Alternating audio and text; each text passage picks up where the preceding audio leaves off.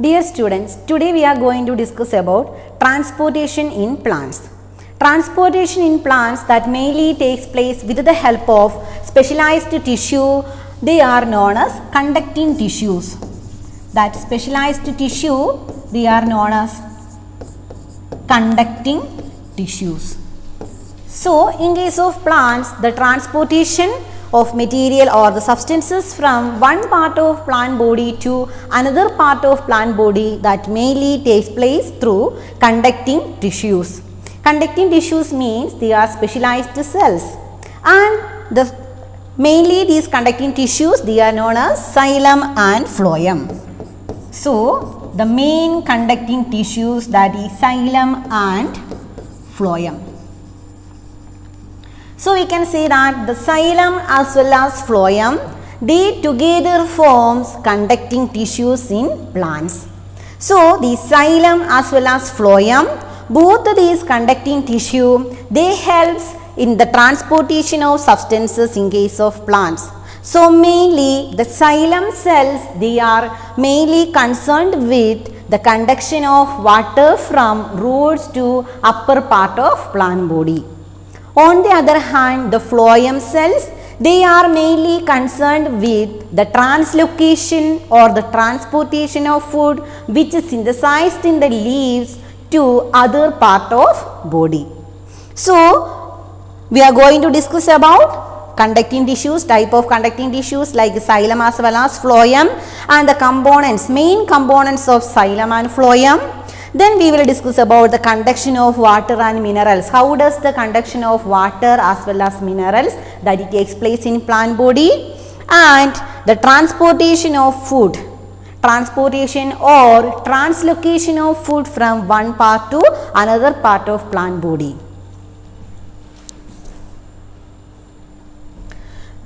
So, the main components of xylem consists of four important components. Four components are present. First one that is xylem vessels, then second component that is xylem tracheids, and third component that is xylem parenchyma, and the last component that is xylem fibers. So, xylem vessels, tracheids, parenchyma and fibers are the four components of xylem. And the main function of xylem, they helps in the conduction of water. That process is known as conduction of water. So, they mainly helps in the conduction of water. So, the main cells concerned with the conduction of water, that is xylem vessels and tracheids.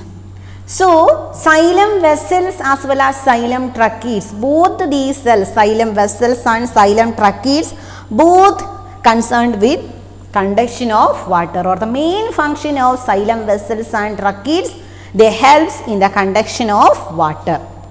So, the xylem vessels means they are cylindrical shaped cells, their shape is cylindrical. So, cylindrical shaped cells and open ends are present. Okay, they are cylindrical shaped cells, also they have open ends, both the ends they are not closed, they are open ends, so that it forms a continuous tubes. Okay, so the xylem vessels, they forms continuous tubes because they have cylindrical shape as well as they have open ends, both sides are open, not closed, both sides are open. So that the xylem vessels, they can form a continuous channel or continuous tubular structure. So, this enables them for effective conduction of water from one part to another part. Then second component, that is xylem tracheids, their shape, they are elongated spindle shaped cells. Elongated spindle shaped cells. Clear? So, these xylem vessels as well as tracheids, both together helps in the conduction of water from roots to upper part of plant body. Clear? So, in case of xylem, the conduction of water that it takes place from this lower part to upper part of plant body. So we can see that there is only one-way conduction of water, unidirectional flow of water or one-way conduction of water. That means from lower part, from roots to upper part, that means root to leaves. Then the third component, that is xylem parenchyma. Okay, they are living cells and mainly they helps in sideways conduction. Okay, sideways or conduct water to branches. Okay, or sideways conduction of water, or mainly supplies water to branches. Then xylem fibers, they mainly provide support to plant body. Xylem fibers main function provide support. So the components of xylem vessels and tracheids, they helps in the conduction of water. Then the conduction or the components of phloem. So the components, phloem consists of sieve tubes, companion cells, phloem parenchyma and phloem fibers. These two components names are same in both the case. Xylem parenchyma, here it is phloem parenchyma. Then xylem fibers, here it is phloem fibers. So sieve tubes, they are elongated cells with oblique ends. On the other hand, vessels, xylem vessels, they are having open ends, and here they are having oblique ends. Their ends are oblique. Elongated cells as well as their ends are oblique. And the companion cells, they assist the sieve tubes. Okay, so in this case, the sieve tubes, main function of the sieve tube, they helps in the translocation of food. That process is known as translocation. So they mainly helps in the translocation of food from leaves to all part of body. So mainly these sieve tubes as well as companion cells, they together helps in the translocation of food or transportation of food, which is synthesized in the leaves to different part of body. Clear? Then third component, phloem parenchyma, like xylem parenchyma, they also helps in sideways transportation or translocation of food. Then phloem fibers, they are dead cells as well as main function, they provide support. Clear? So in this case, how does this phloem helps in the translocation of food? Clear? In case of plants, the leaves or the mesophyll cells of the leaves. So mesophyll cells, okay, main site of photosynthesis. Clear? Structure of leaves, already in the first part of this chapter we have learned the structure of leaves. So their mesophyll cells are there, palisade mesophyll as well as spongy mesophyll cells, then which contain chlorophyll in it.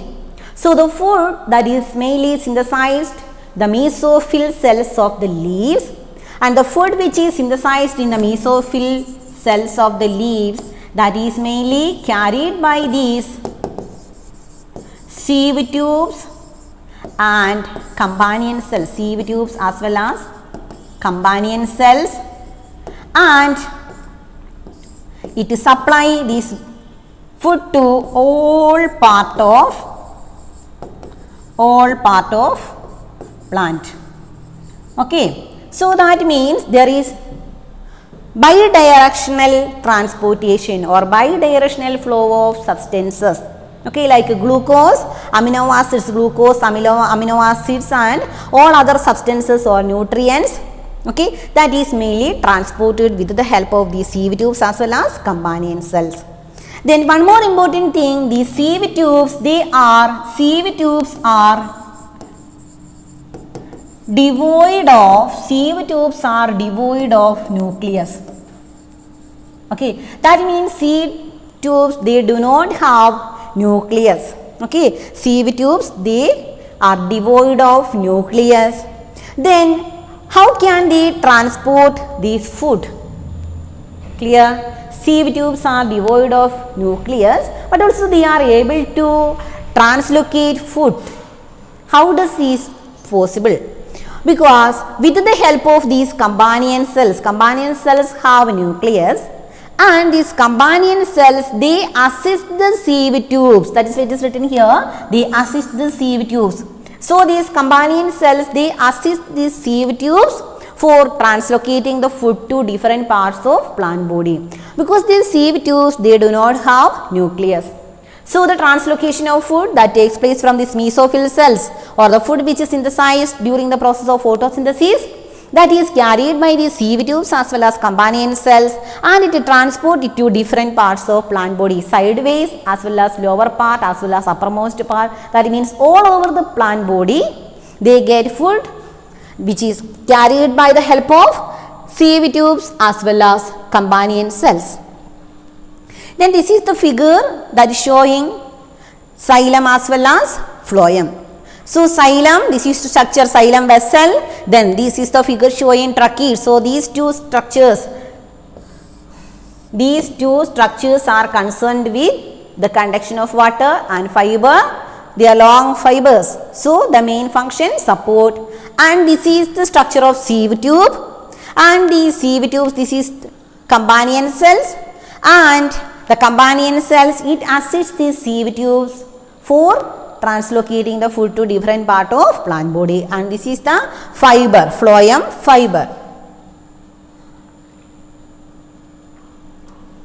So the translocation of food. So these sieve tubes, already I told sieve tubes that helps in the translocation of food or transportation of food, and food that enter to the phloem cells or enter to sieve tubes as well as the companion cells, and from where it comes? It comes from the mesophyll cells, because that is the site of photosynthesis, and it helps in the transportation of glucose, amino acid, etc. to different part of body. That means upward as well as downward. Then this is the figure showing the structure of root hair. Okay, this is a figure which shows the structure of root hair. So the transportation or the conduction of water. So the conduction of water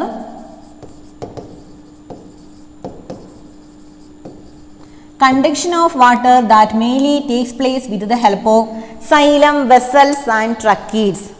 Okay, then how does it take place? So the important structure regarding with the absorption of water, that is root hair. So the main function of these root hair, they helps in the absorption of water. So the main function of root hair, this is the structure of root hair, this is the structure of root hair. So the main function of these root hair, they absorbs the water which present in the soil. So this is the soil particle, and between this soil particle water is present. So water which is present in the soil, that is absorbed by fine hair like structure which is present at the tip of the root, that is known as root hair. So root hair, they absorbs the water content which is present in the soil, and this water from this root hair, it moves to the epidermis. Okay, it moves to epidermis, and from epidermis to the cortex, then from cortex to endodermis, and from this endodermis water it will move to pericycle, and next to pericycle this is the xylem. This is the part of xylem. So the xylem, it helps in the upward movement of water. So xylem, it helps in the upward movement of water. So root hair which present at the tip of the root, fine hair like structure. So they absorb the water which present in the root or which present in the soil, and from this root hair, this water that will move to next cell, that is the epidermis cell, then outermost covering epidermis, then epidermis to cortex, then cortex to endodermis, endodermis to pericycle, then from pericycle to it enters to xylem. So this xylem contains xylem vessels and tracheids.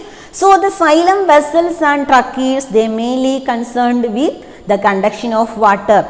So they helps in the upward conduction or upward movement or upward conduction of water from roots to leaves or root to uppermost part of the plant.